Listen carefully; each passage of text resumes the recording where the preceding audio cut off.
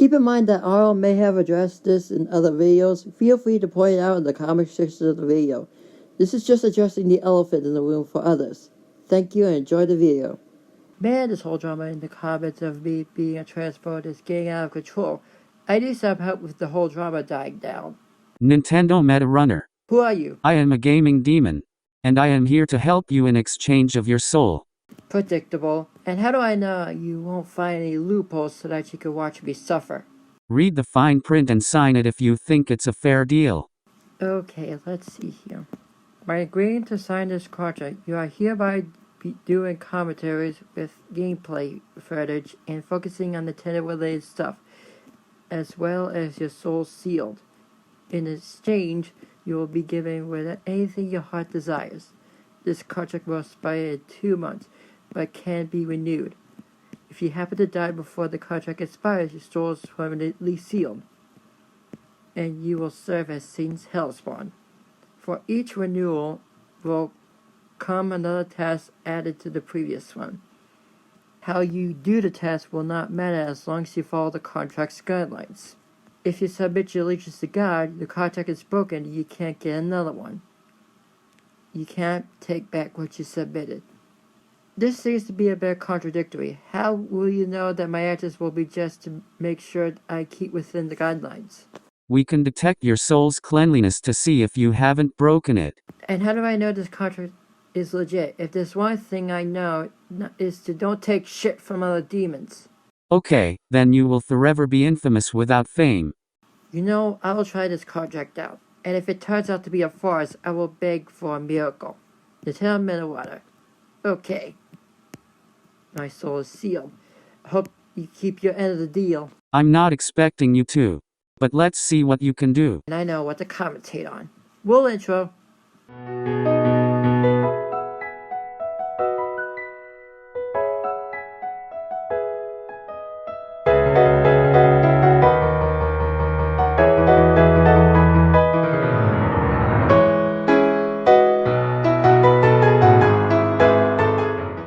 Hello people, and Nintendo Meta Runner here giving you a gameplay commentary. It's on Wolf Den and Arlo. Mostly Arlo though it's meant to address some of the complaints from people against Nintendo's business practices. I'll start off with Wolf Den's Nintendo Eshop complaints. I haven't heard much complaints on Nintendo Eshop. It's the least negative, and I think I'm only speaking to the minority. I'll go over how to navigate through the eShop and address the complaint that doesn't make sense. Let's begin. There's two ways you can navigate the Switch eShop. There's the website, which is my preferred method because it's just easier to navigate, and there's the app itself on the Switch, which is more convenient because it's on the damn device you're going to be playing the games on.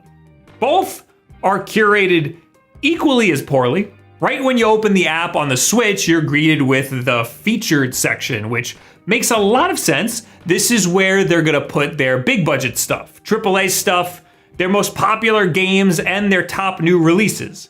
This way, if a new game is out and most people are traveling to the eShop for that, they can see it front and center and not have to go searching for it. It totally makes sense. Animal Crossing is probably one of the top sellers right now. I'm sure it's all the way at the top for most people. I'll note that on my Switch app, Animal Crossing is buried at the bottom, and on the website, it's all the way at the top for me. Probably because it knows that I bought the game already. Next is a recent releases tab, which might be the go-to if something released that day and you can't find it on the featured tab. I'll also note that again, I think it knows what games I own because, for example, Good Job is nowhere to be found on the app, but it's on the website. Then there's great deals, bestsellers, coming soon, Nintendo Switch Online, and enter code. I don't actually use this enter code tab. Not many people know that there's actually a way to enter the code on the website. It's just buried really deep in that website. I don't actually know how to navigate to it from the homepage. I have it bookmarked somewhere. So I'll link it in the description below so you can save it yourself for easy access. But almost a good start. But entering the code through your Nintendo Switch is a lot easier since it isn't buried. However, I will give you that by putting the link at the site in the description, which makes it easier to bookmark for people who want to put in the code outside the Switch. But that's the problem. People are possibly going to browse the Nintendo eShop on the Switch for the most part. So while you aren't wrong about this, there is a smarter way of doing it. The main subject I want to talk about today is the Great Deals section and the Best Sellers section. Now, the Great Deals section isn't a thing on the website for some reason, but Best Sellers is. For people who don't know any better, these are the sections people are going to navigate when they want to try to find a new game to spend their remaining eShop credits on. Or maybe they just want something new and fun and cheap to play. Problem number one is that there's no rating system to be found here. You can just throw a dart at the internet and you'll hit a review for the big Nintendo stuff like Xenoblade Chronicles or even BioShock on the Switch. But how am I supposed to know if something like Feudal Alloy is worth my $3.39? Unlike every other app store in existence, the eShop lacks a rating, review, or comment system. It's a very un-Nintendo thing to allow comments, and I understand why. They don't want to have an avenue for weirdos to talk to kids, or for people to just be generally inappropriate, and that's fine. But would a star rating really kill you? You can heart stuff, which adds it to your wish list. Maybe add up the people who favorited it? A weird little UI quirk is that you can't unwishlist it by clicking a heart again, so you're just kind of stuck with it. The lack of any sort of rating system means that there's no easy in-app way to tell if a game is any good besides just looking at it. Jumping Joe looks really enticing for 16 cents, but is it worth my time and my storage space? Well, I can tell you unequivocally that it is not. Oh, hey, those are the guys that made the coloring book app. I like that one. This whole lack of any rating system and the huge breadth of games available for this thing are the reasons why eShop sales videos and eShop top 10 videos and cheap eShop videos all do so well on YouTube, and rightfully so. Nintendo didn't have a good solution for finding new games on their platform, so us creators made our own way to find the good stuff. I highly encourage you to check videos like those out instead of browsing the eShop, because you'll often find more information and better games there. The eShop— I feel like there is a better way of knowing what to buy. Images, while aren't too effective, can help as well as clips and demos, but clips and demos are more effective.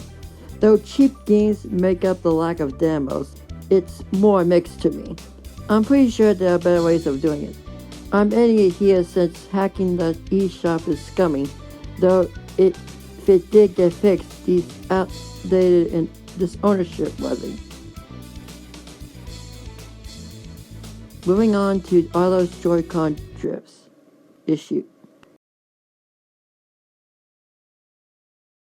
Smarter people than me can tell you the specifics. Spawnwave has a lot of great videos on the subject, but the gist of it is that due to some design flaw, a component of the Joy-Con control stick wears down much more quickly than it should, which messes with the sensor and causes the aforementioned wonkiness. Sometimes the stick will drift in a weird direction even when you're not touching it, sometimes it will prevent you from pushing in a certain direction, sometimes there'll be big dead areas your Joy-Con just refuses to acknowledge, and in my experience, all of these things can just sort of happen willy-nilly whenever they want to. Recalibrating the stick does nothing, as anyone who's experienced the issue can tell you. It's an internal hardware problem. It would be one thing if this were a rarity, something that happens to only a small percentage of owners, but the way I see it, it's starting to feel like an inevitability. I don't think I've spoken to even a single person face-to-face who hasn't had this happen to one or more of their Joy-Cons if they regularly use them. Most of them have gone through multiple sets. First-hand accounts can only get you so far though, so recently I did a series of polls about the issue on Twitter, and while of course these are not comprehensive, they paint a pretty dreary picture. Surprisingly enough, out of over 11,000 people, 39% claimed that they've never had any problems, and 29% said they'd experienced a little drift, but not enough for it to affect the gameplay too much. I do have to wonder if it will eventually grow into a bigger problem for that latter group, but even if it doesn't, even if as many as 68% of Switch owners will never experience a big problem with drift, that still leaves 21% of people who have had to replace one or two Joy-Cons, and 11% for whom this has been a constant problem.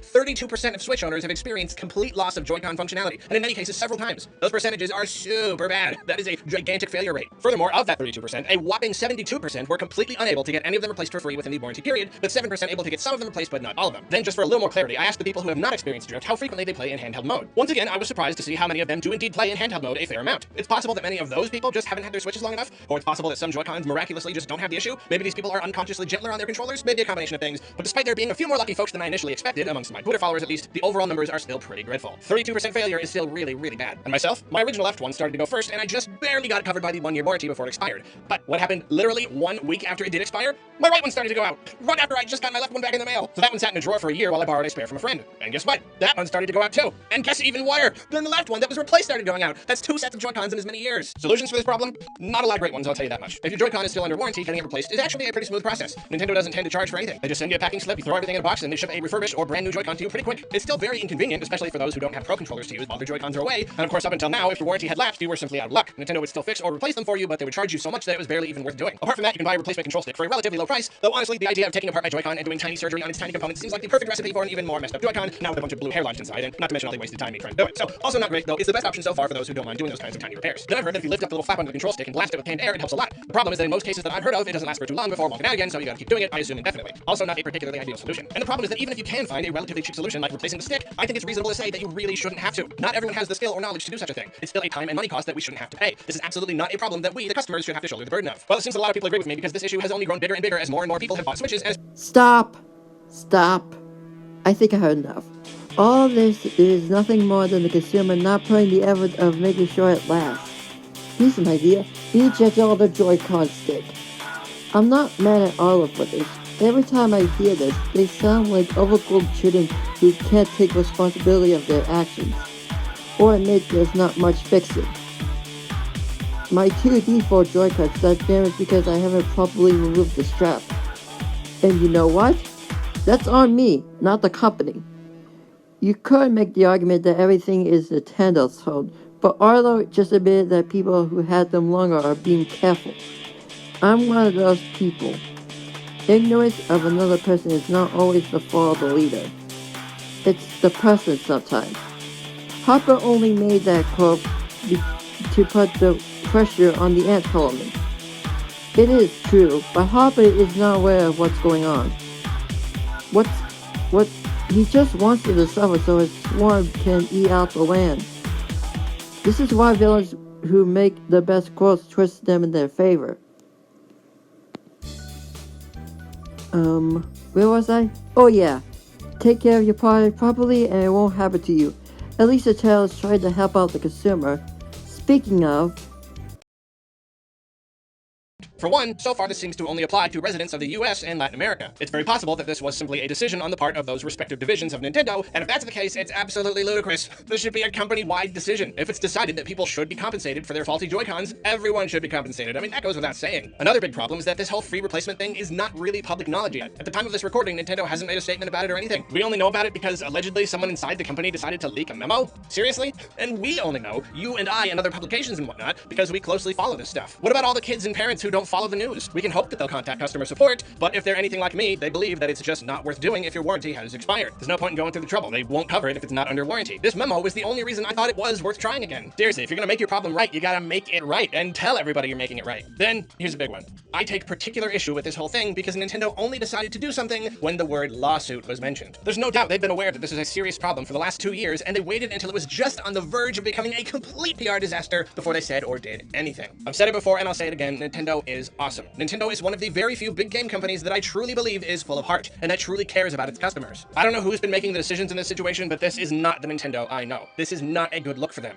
Creating a faulty product, then continuing to sell it with the knowledge that units are very likely to fail, and not immediately redesigning that product to fix the issue, just willingly ordering Joy-Cons from the manufacturer by the millions with the same old faulty design. This is especially bad when you consider how expensive they are. A set of Joy-Cons basically acts as one controller, and where you can pick up a brand new PS4 or Xbox One controller for what, 45, 50 bucks? Joy-Cons will set you back 70, 80 if you end up replacing them separately as they go out. Yeah, sure, there's a lot of tech packed into the little things, yada yada, but the DualShock 4 is decently fancy too, and whatever the case, it's just hard to spend that kind of money on any controller, even if it is quote-unquote worth it for the tech inside. I know Nintendo didn't design the Joy-Cons badly on purpose, but you can't deny how this whole thing looks. You have these tiny little controllers that are absolutely required to play your Switch in handheld mode. They go out very quickly, most often in my experience after a little over a year, which, very conveniently for Nintendo, is just outside of the warranty range. And also very conveniently for Nintendo, they're really expensive. Again, I know they're not orchestrating this whole thing, but how does it look? How does it look to someone on the outside who doesn't really know a lot about the company? Whatever Nintendo's intentions are, they have been profiting from this whole system. They have been profiting from expensive yet unreliable products and the misfortune of their customers. I've got a friend whose son is crazy about the Switch. It's all he plays. He loves it. His Joy-Cons went out after a year. He just couldn't play a Switch anymore. As we all do, his dad has bills to pay and not a ton of extra money to just throw at video game stuff.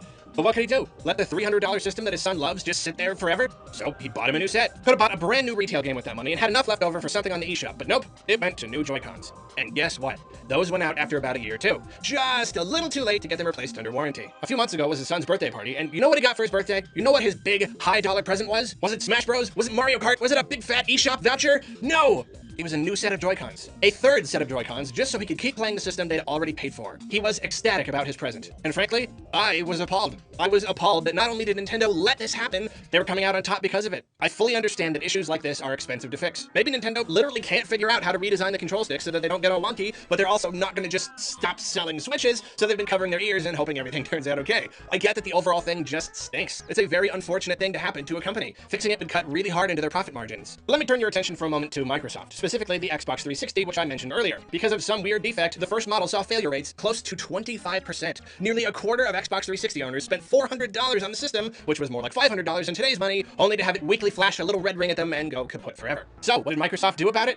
Everything they needed to. They of course got to work fixing the problem in all future models. Then I worked at a game store at the time, and I remember getting the memo that they had extended the warranty from 1 year to 3 years. And they went about helping every single customer that had a faulty system. This of course cost them a tremendous amount of money. The Xbox guys initially went to their boss and told him they had a $1 billion problem on their hands. It would take that much money to fix everyone's consoles and ship them back in a timely fashion, so people weren't waiting ages for them. They said, if we don't do this, our brand is dead. And their boss at the time, Steve Ballmer, didn't even hesitate to give them the go-ahead. He realized it was just something they had to do. It was an unfortunate cost, but one they just had to eat. Protecting the brand is the most important thing, and that means not leaving any customers out in the cold. Nintendo has been much more successful with their brand than Xbox has recently. They barely had to spend any money on this sort of thing over the years thanks to their legacy of dependable hardware, and they have a much smaller problem than Xbox's was. Yet they've been largely unwilling to address the issue, and even now that they're doing something, they're dragging their feet. Is this because the issue is smaller? They don't feel like they have to address it with the urgency Xbox did? They know they can largely get away with it because their brand is so much stronger? Like I said before, maybe this isn't what Nintendo is thinking at all, but that's certainly how it looks. Because it is. Instead of arguing here, let me play devil's advocate. How much money outside the two countries are making just so they can sue them? I would say not very much because they just got launched worldwide and they are just trying to get the leg on. The two countries are making enough money so that they can sue them. Nintendo isn't the richest company, but they are rich enough to not get sued by anywhere else. The only way you can sue someone is if you have more money than them. Also, we haven't heard anything from the West since this was addressed. So it is possible that those countries never played a console before. So I think we might need to look up their laws to see whether or not it's possible.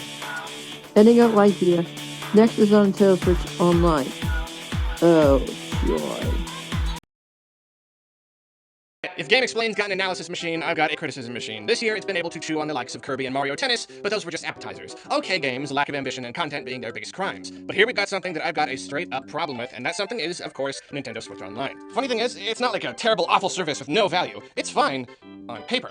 At a glance, it's a fairly reasonable service for the price, but as is often the case with these kinds of things, the devil is in the details. I know this is a very divisive subject. I'm seeing plenty of people firmly on both sides of the fence. And you know what? Until recently, I was on the side that thought $20 isn't a lot of money. It's 1/3 the price of what Sony and Microsoft charge for online services, and again, on paper, I still believe that's true. See, I've never understood the idea that online play should be free for everyone. I'll admit, I don't know a whole lot about how all this stuff works, but from my perspective at least, why wouldn't it cost money for a company to maintain their online services? You need servers, you need tech support people, you need full-time programmers to keep things running. Those things cost money. They just do. The number one argument I've seen for the idea that paying for online should always be free and that Sony and Microsoft are just greedy is that Steam's online is free. If they can make their online free, why can't everyone else? Well, the way I see it, it's probably because they're the biggest distributor of digital video games in the world. Their entire business is about online infrastructure. They make billions and billions of dollars on digital sales, and they collect 100% of the profit from the monetization of some of the platform's biggest games. It is very much in their best interest to keep the service free, to keep the user base so high. But you know what? For the sake of this argument, let's just say that I'm wrong, and that while it does cost money to do all this stuff, it's a drop in the bucket compared to the money each of these companies is making. I mean, Nintendo, Sony, and Microsoft all have marketplaces too. They all profit from games being sold on their systems. Wouldn't they want to incentivize people to keep playing on their systems too? So let's just say they are doing this purely for the profit. Fine. I'm not going to say that that's wrong, as many people seem to think. This is business we're talking about here. Offering a service and selling it to your customers at a profit is how it works. Just because something doesn't cost the company a lot of money to offer doesn't necessarily mean they're morally obligated to give it away for free or incredibly, incredibly cheap. Carl's Jr. could give away their soda for free. I mean, what are we talking, 5 cents of sugar water for a large? Or they could sell it to you for $2 and make billions more dollars a year. They'd be stupid not to. If the customer is willing to pay, they're going to charge. So even if hosting servers doesn't cost too much money for a big video game company, the fact that it costs anything at all means that, yeah, they're going to charge for it. They don't want to do it all for free, and I completely understand paying for it. I don't play a lot of competitive games, and I've always thought that $60 a year was a little too pricey for online services on Xbox and PlayStation, but $20 for Switch? Alright, sure. I am willing to pay $20 a year to play Switch games online. Online play has left a lot to be desired on Nintendo's past system, so if this is what it will take to get them to use dedicated servers and give us a better online experience, so be it. You may be thinking, well then what's the problem, Arlo? If you're willing to pay for better online, why are you complaining? Well, it's because we're not paying for better online, or at least not necessarily. A peer-to-peer connection is, as I understand it, when multiple people play online together by connecting directly to each other. They've got their hardware, their internet connections, and that's about it. This is an inferior and very flawed form of connection. Without a server to keep things running smoothly and consistently, it all comes down to how good each player's internet is. Any hiccups there can lead to big problems, and players can even throttle their upload speeds in order to cheat. Basically, with peer-to-peer connections, a company has to do practically none of the work, and the players are the ones who suffer the consequences. I was fine with the idea of paying for online until I learned that not all games will receive dedicated servers as a result. For some games, finally paying for online will simply not improve the experience. But which games do have servers and which ones use peer-to-peer? Well, in an interview, Reggie mentioned how they were investing in servers for, at the very least, Mario Kart and Smash. And hey, that's great. If any game should have dedicated servers, it's Smash, right?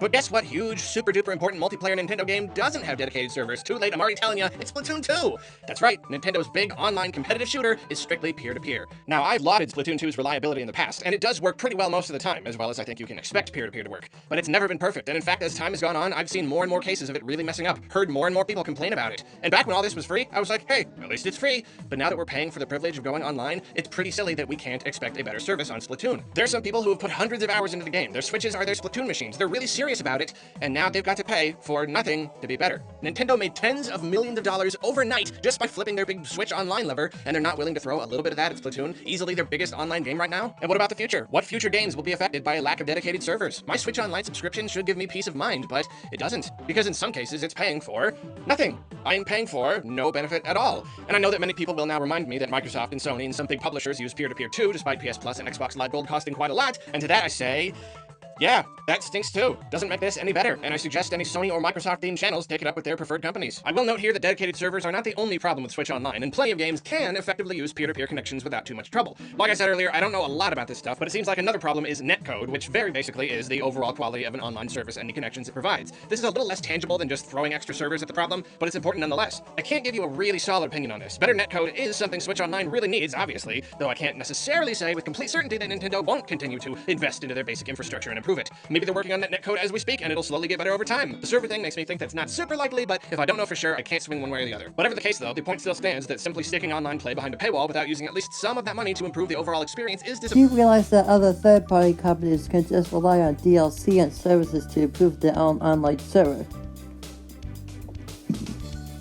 Not to mention, certain games don't rely on Nintendo Switch Online for online play. Fortnite is an example of this. Also, Nintendo made this clear that they support friends and families playing together. I know the Switch and Kickstand mode only can be played by 1 or 2 players, but you can still play in handheld mode wirelessly. Besides, even if you want to keep saying Nintendo needs to improve the online service, why not just get a better Wi-Fi router or use Ethernet? I know it boggles down to buy other things, but funny thing is that everything needs investment on money. Time is also a factor here. Disappointing, and even if servers wouldn't fix the problem entirely, that is something tangible Nintendo could use to make things better right now. But Arlo, you might be saying. Even if some game experiences aren't improved by paying for online, that doesn't mean you're paying for nothing. There are 2 other major features that come with a Switch Online subscription. And you're right, so let's talk about those 2. The first one is cloud saves. Your Switch Online subscription gives you the ability to back up your game saves so that if anything ever happens to your Switch, you don't lose progress in your games. Save files are usually such paltry amounts of data that one could argue it's a silly thing to charge for at all. I mean, if Google can offer 15 gigs free to every account, I feel like the big 3 can probably spring for like a gig a person at absolutely no cost to them. But hey, we've established that companies don't like to give stuff away for free, and Sony charges for cloud saves too. So fine, cloud saves being behind a Switch Online paywall seems fine, but once again, it only seems fine until you look a little deeper. Sony charges for cloud saves, but you know what they also offer? The ability to back up your save files locally, like onto a flash drive, for free. Just like the Wii. You can save them on your Switch and or SD cards. Granted, it'll take a lot of room, but if you can get the best quality SD card, you should have a lot of data. That's all I have to say about this. Overall, I think the reason that Nintendo does this is for the company and for the customers. A balance of these things needs to be established, otherwise it will fail hard. I feel like it should be said, but in order to become the best company, you must be tougher than the toughies and smarter than the smarties. Earn your money square, and Nintendo has been doing this for a long time. Unless you've been doing this a lot longer than Nintendo, I think you should think how your opinion doesn't always matter. Like, comment, share the video, subscribe, and click on the bell to get notified for more of my work. Follow me on my Twitters, Tumblr, Discord, Instagram, Twitch, Vimeo, and go to my Weebly Last site to leave ideas. And leave comments on my blog. Check out my end card playlist to see if there's anything else you'd like. Support Joe Scorcher on Patreon and Twitch so he can make and donate money to charity. Signing off.